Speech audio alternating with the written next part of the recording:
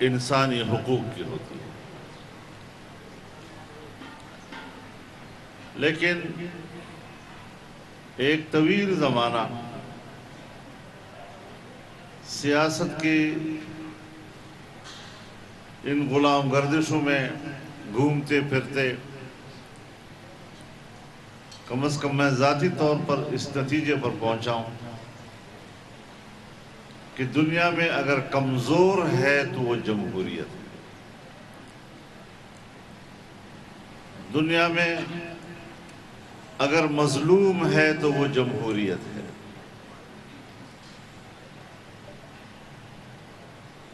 پوری دنیا میں انسانی حقوق کے تحفظ کے ادارے بنتے ہیں، لیکن پوری دنیا میں غریب انسانیت کے حقوق پامال ہوتے ہیں، کمزور قوموں کے حقوق پامال ہوتے ہیں۔ پاکستان میں دیکھیں، عالمی اسٹیبلشمنٹ جو چاہتی ہے دنیا میں وہ طاقت کے بل بوتے پہ کرتی ہے، عوام کے منشا کے مطابق نہیں کرتی۔ دنیا کے جغرافیے کو تبدیل کرتے ہیں لیکن پبلک کو نہیں دیکھتے۔ اور آج اگر دنیا تقسیم ہے، چھوٹے چھوٹے ملکوں میں ہم بٹے ہوئے ہیں اور مزید بانٹا جا رہا ہے، یہ تقسیم عالمی قوتوں کے مفادات کے لیے ہے، یہ عوام کی آزادی اور ان کی خوشحالی کے لیے نہیں ہے۔ لیکن لفظ جمہوریت ہے، عوام کی حکومت، عوام کی شراکت کے ساتھ۔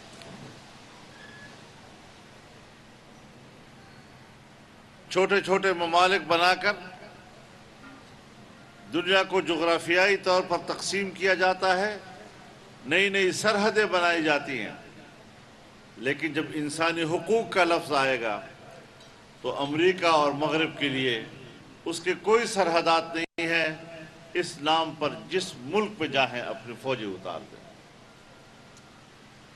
لیکن انسانی حق اور پھر انسان کا خون بہتا چلا جاتا ہے۔ جتنا جتنا وہ انسانی حقوق کی بات کرتے ہیں اتنا اتنا انسانی حقوق انسان کا خون ارزان ہوتا چلا جاتا ہے۔ میں نے اسی لیے کہا تھا کہ آپ اگر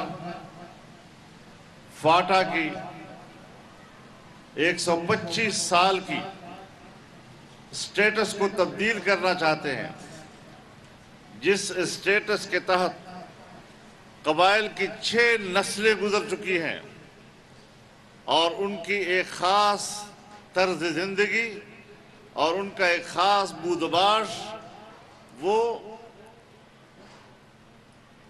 پختہ ہو چکا ہے، ان کی زندگی میں سرایت کر چکا ہے، ان کی طبیعت ثانیہ بن گیا ہے۔ آج جب ان کو ایک نئے سٹیٹس میں آپ لے جا رہے ہیں تو کم از کم عوام سے پوچھ لو۔ میں آپ کو بتانا چاہتا ہوں، جب میں عوام سے پوچھ رہا ہوں، قبائلی عوام سے پوچھنے کی بات کرتا تھا تو طاقتور قوتیں میرے اس لفظ کا مذاق اڑاتی تھی۔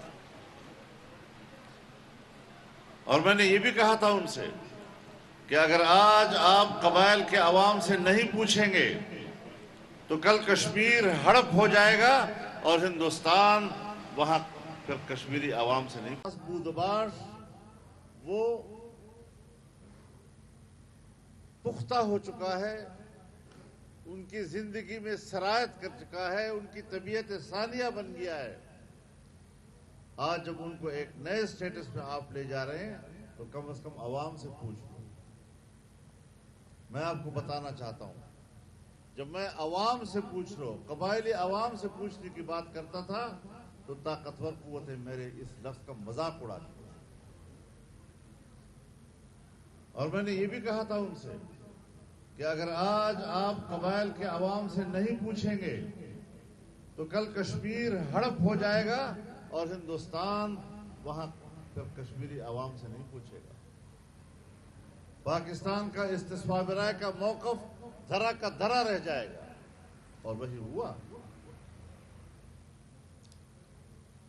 اگر اس طرح بین الاقوامی طاقتیں جبر کی بنیاد پر کمزور قوموں پر اپنے فیصلے مسلط کرتی ہے اور ہماری مقامی اسٹیبلشمنٹ کو دباؤ میں لا کر اپنے ہی قوم پر جبری فیصلے مسلط کرتی ہے، آپ بتائیں پھر ایسی قوم کا مستقبل کیا ہوگا؟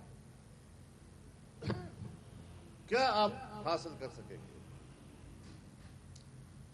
تو میں تو ظاہر ہے کہ جو شکایتیں آج آپ کر رہے ہیں، میں نے اپنا حق ادا کیا ہے، میں نے یہ ساری باتیں آپ سے کہی ہیں۔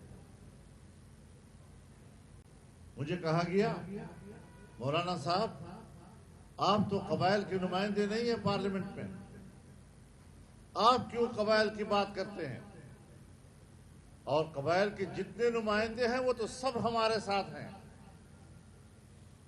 تو میں نے اس وقت بھی ان سے کہا تھا کہ قبائل کے 19 نمائندے ہیں، صرف 4 آپ کے ساتھ ہیں، 15 ہمارے ساتھ ہیں، لیکن ان 15 کے ہاتھ پاؤں تم نے باندھے ہوئے ہیں۔ ابھی آپ ان کے ہاتھ پاؤں کھول دیں، میں ابھی پریس کانفرنس میں 15 آدمیوں کو پیش کر کے فاٹا انضمام کے خلاف ان کا بیان دلواؤں گا۔ آج وہ بھی پشیمان ہے کہ ہم نے کیا کیا۔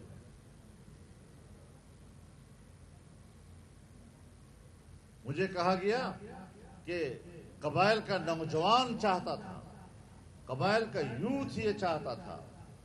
تو میں نے کہا قبائل کی یوتھ کی 3 تنظیمیں ہیں، ان 3 تنظیموں میں 2.5 میرے ساتھ ہیں، آدھی آپ کے ساتھ ہیں۔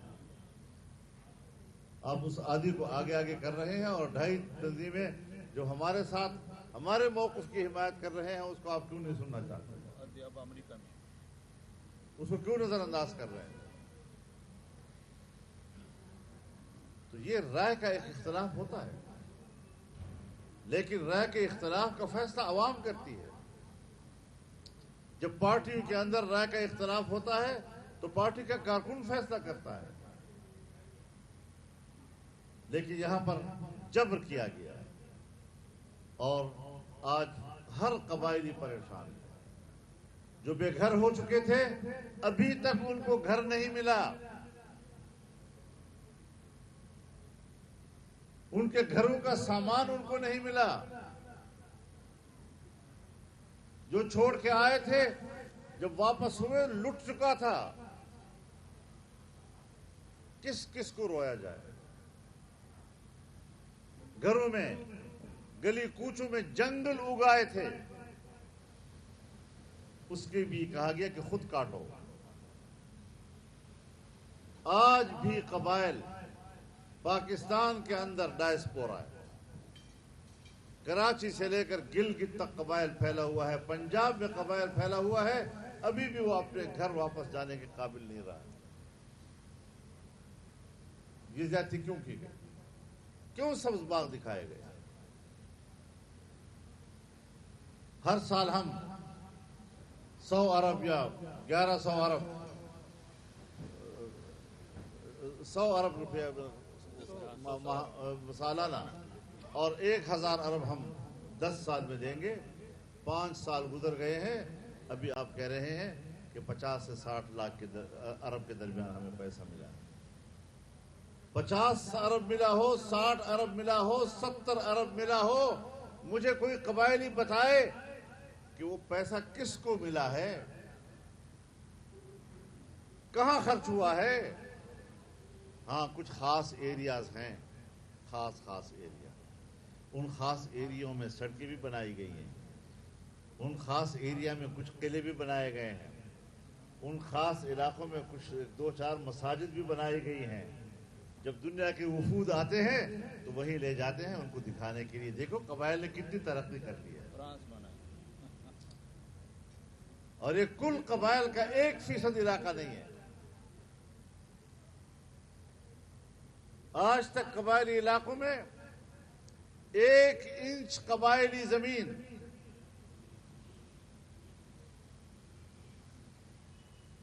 اس کا پٹوار نہیں ہوا، وہ بندوبستی نہیں بن سکی۔ پٹواری وہاں نہیں جا سکتا، زمین کی تقسیم نہیں ہو سکتی وہاں پر۔ 6 نسلوں سے جو زمین اور ہمارا خاورہ ہمارا مشترک چلا آ رہا ہے، آج کس بنیاد پر آپ اس کو تقسیم کریں گے؟ اور کیا یہ خصوصی سٹیٹس جو قبائل کو حاصل تھا دنیا میں کسی اور ملک میں حاصل نہیں ہے لوگوں کو؟ 70-80 ممالک ہم گنوا سکتے ہیں کہ جہاں ان ملکوں کے اندر مختلف علاقوں کے سٹیٹس مختلف ہیں، لوگوں کی سہولت کے لیے ان کو اپنی مرضی کے مطابق زندگی گزارنے کی اجازت دی جا رہی ہے، لیکن ہم مظلوم ہیں۔ میں نے جب کہا عوام سے پوچھو، مذاق اڑاتے تھے، قبائل کون ہوتے ہیں کہ ہم ان سے پوچھیں گے؟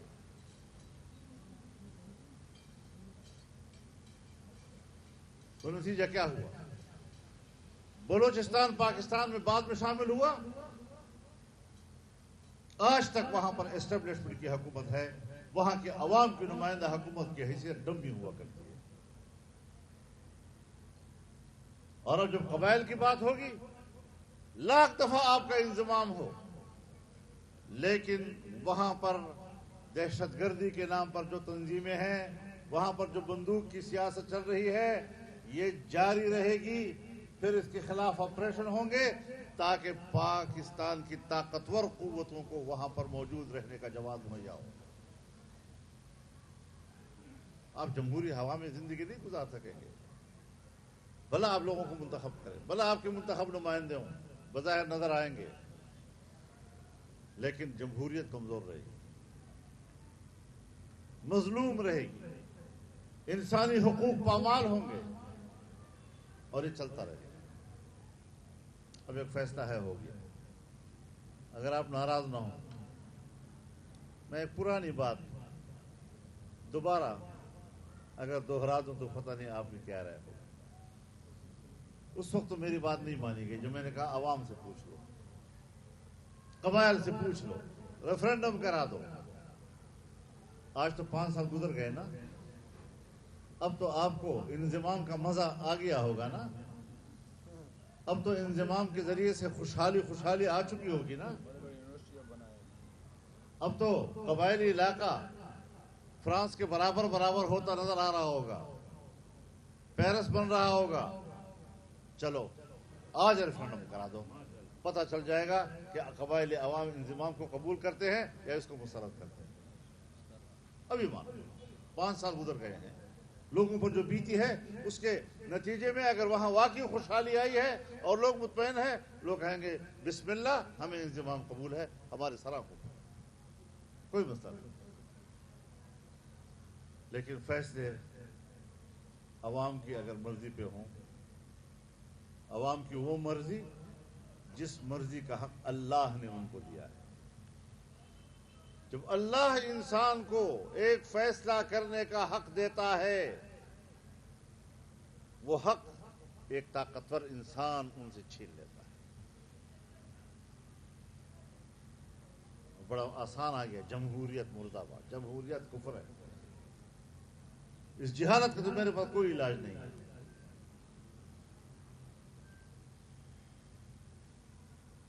یہ چیزیں ہیں ہماری نظر میں، اور اب آپ کے پرابلمز آ گئے ہیں، جو آپ کا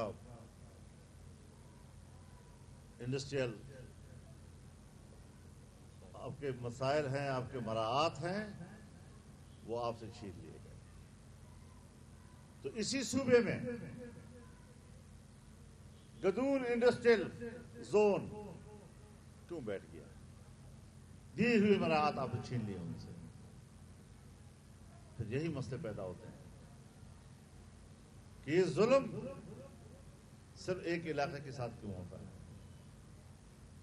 یہ زیادتی ایک زبان بولنے والوں کے ساتھ پاکستان میں کیوں ہو رہا ہے، یہ زیادتیاں ایک خاص قومیت کے ساتھ کیوں ہو رہی ہیں؟ ظاہر ہے وہ نعرے لگائیں گے، چیخیں گے، چلائیں گے، اپنے حقوق کی بات کریں گے۔ یہ پریشانی ہے۔ اب ظاہر ہے جو ملک کو اقتصادی لحاظ سے تباہ کر گیا، انڈسٹری کو تباہ کر گیا، انڈسٹری تباہ ہوتی ہے تو پاکستان کی پیداواری صلاحیت گرتی ہے،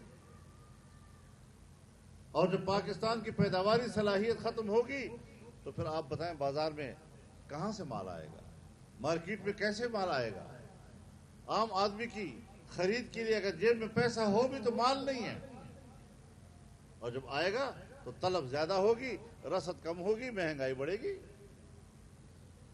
तो ये वो मसाइल हैं इस वक्त जो कबाइल के हवाले से हमें दरपेश हैं। मैं अब भी आपसे अर्ज करना चाहता हूँ कि आपके जो मसाइल हैं, जब मैं उस वक्त भी आपके हक में लड़ रहा था तो नवाज शरीफ की हुकूमत थी और हम उनके इत्तेहादी थे। मैंने परवाह नहीं की इस बात की कि मैं किसी हुकूमत का इत्तेहादी हूँ तो अब मैं उसमें अवाम की बात नहीं करूँगा, मैं उसमें इख्तिलाफ राय नहीं करूँगा। और इंशाअल्लाह अब भी मैं आपकी आवाज़ अपनी हुकूमत के इक़्तिदार के ऐवानों तक पहुँचाऊँगा, और मैं अपनी कोशिश पूरी तरह हमारे आपके साथ होगी। हम जिस तरह पहले आपके सफ़ में थे, आज भी आपके सफ़ में हैं। हम पहले भी आपकी जंग लड़ रहे थे, आज भी आपकी जंग लड़ेंगे, और आइंदा भी इंशाअल्लाह आपके शाना बशाना और कदम ब कदम आपके साथ होंगे। अल्लाह ताला हमें तौफीक अता फरमाए।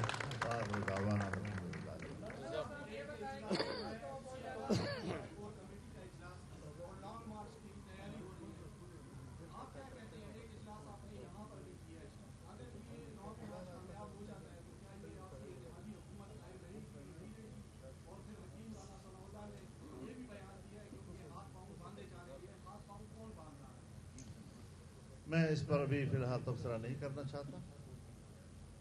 लॉन्ग मार्च जो हमने किए हैं, किसी का बाप भी उसका रिकॉर्ड नहीं तोड़ सकता।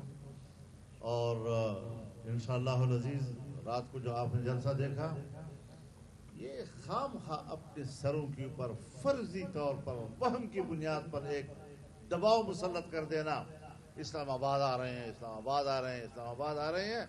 इस्लामाबाद में मक्खियाँ मारने के लिए आएंगे। पब्लिक का दिमाग खराब है कि मुल्क को कौन पाकिस्तानी होगा जो मुल्क की तबाही में आज उसके साथ शरीक होगा और उसके साथ इस्लामाबाद जाएगा।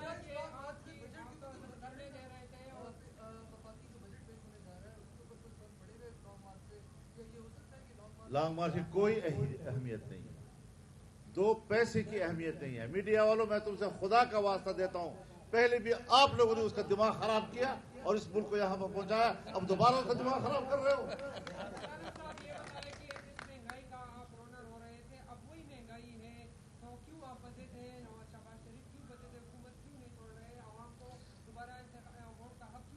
चार साल में आपने उनकी खराबियों को पाकिस्तान में यहाँ तक देखा। 4 साल की खराबी का आप हमसे कहते हैं 4 दिन में पूरा करो। ये गंद उठाते उठाते शायद अगली हुकूमतों को भी टाइम लगेगा। मुल्क यहाँ तक पहुँच चुका है। मुल्क ये कहते हैं दिवालिया के किनारे नहीं है, मैं कहता हूँ मुल्क दिवालिया हो चुका है। ये तो अल्लाह का करम है कि हम अभी जिंदा हैं और इस हालत में हम वक्त गुजार रहे हैं। मैंने रात भी आपसे कहा कि डॉलर 200 रुपए पे जाएगा। ये इमरान खान की पहली हुकूमत पे उनके अपने माशी माहिरीन ने बात की थी, और आज उन्हीं पॉलिसियों का अभी तक तसल्सल के असरात जा रहे हैं, ये असरात अभी रहेंगे। और हमने जलसों में कहा था कि हम हुकूमत तो संभाल लेंगे, लेकिन सबसे बड़ा चैलेंज ये होगा कि इस मुल्क को दोबारा कैसे उठाया जाएगा। ये बहुत बड़ा चैलेंज है और इसमें हमें पब्लिक की सपोर्ट चाहिए, हौसला अफजाई चाहिए। इस किस्म के सवालात नहीं, आप हुकूमत क्यों नहीं छोड़ रहे पर ऐसा आसान बात है मुंह से बात निकालना और जल्दी से। तो ये चीजें संजीदगी के साथ, खुदा के लिए मीडिया की दुनिया को मैं कहना चाहता हूँ, जरा अपने गुफ्तगू में संजीदगी पैदा कर लो, वकार पैदा कर लो, वजन पैदा कर लो। जब सवाल करो तो पता चले कि आप कोई वजनी सवाल कर रहे हैं।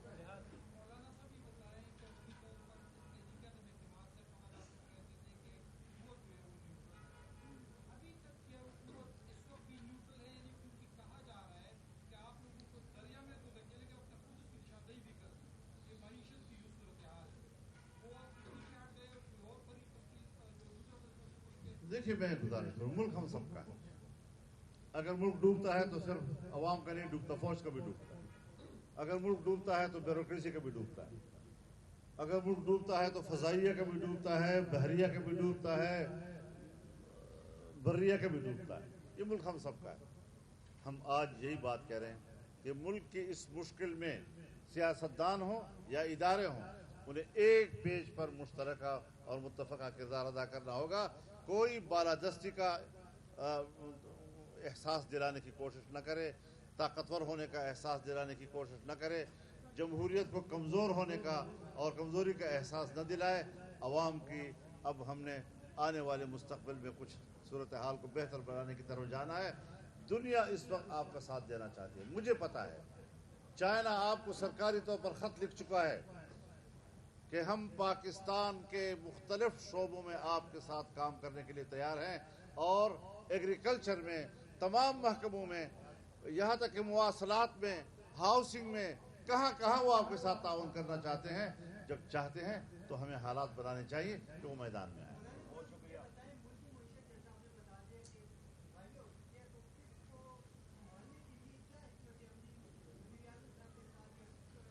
اسی پہ لگے ہوئے ہیں حضرت. یہ ایک دن میں نہیں ہوتا.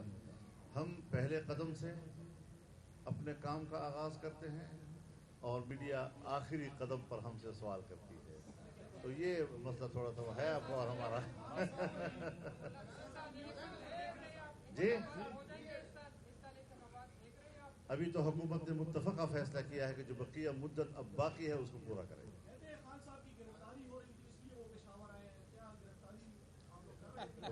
پتہ چل گیا کہ اتنا بڑا بہادر آدمی ہے. اور تاس تو پتہ تھا کب دیکھے اسی کی کور کے وہ اسی کی کور کے. السلام علیکم.